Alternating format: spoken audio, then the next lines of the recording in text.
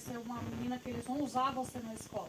Vixe Maria, lá ele. Lá, ele mesmo. Tá bom, filho. Eu vou lá no começo do ano e já converso, tá? Já tá no começo do ano. Não, no começo das aulas. Das aulas, fevereiro.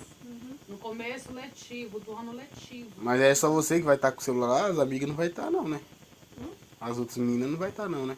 Sei lá. Não, porque ela não é asmáticas. Mas a Amanda tem ansiedade e a Ana também. Tá bom. Só levando um atestado comprovante, então. Pra conseguir. Vocês já sabem que já tem, né? Não precisa de comprovante. Pra que você vai precisar Ela tem que levar comprovar que você tem alguma coisa? Tem que comprovar sim. Igual empresa, qualquer lugar que você vai, tem que comprovar que você tem alguma doença diagnosticada. De 7 anos atrás falava. Não, Duda, porque você já sabe, você já tem. Quando você entrou naquela escola, a gente já notificou eles. Agora, quem nunca levou, que sempre estudou lá, aí volta de férias e vai falar que tem que levar um atestado. Um comprovante.